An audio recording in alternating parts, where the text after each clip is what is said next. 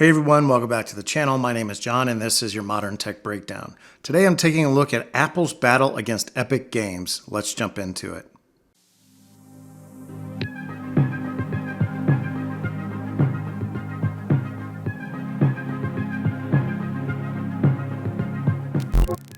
Alright, so let's start with a very brief recap of where we are before diving into the news. For many years now, Apple has required apps in the iOS App Store to use Apple's payment system for in-app purchases and to give Apple 30% of those proceeds. This policy caused Epic Games, the maker of the popular game Fortnite, to sue Apple, and in that case, a judge has ruled that this is anti-competitive and a barrier to competition, and has forced Apple to allow Epic Games to use its own payment system.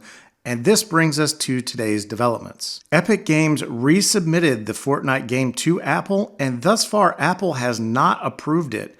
Apple has apparently told Epic in writing that they have decided not to move forward with approving the game until the Ninth Circuit rules on its application for a stay of this order. And as a result, Epic has filed again with the court demanding that they force Apple to approve the game in spite of the fact that this stay could be coming from the Ninth Circuit. And it's already been a rather nasty case, but it seems like it's getting a little bit nastier.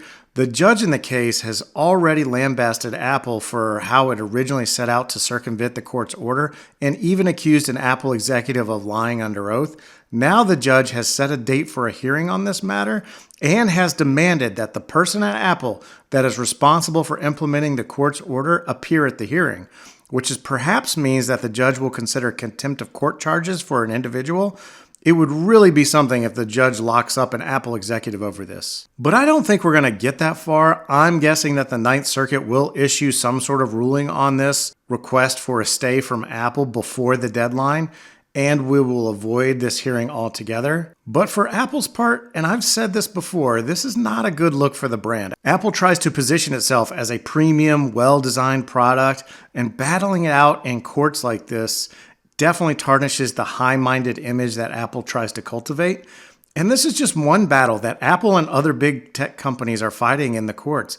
And over time, I think we're going to see more and more decisions like this that slowly chip away at the control that these companies have, as well as the revenue streams that are associated with that control.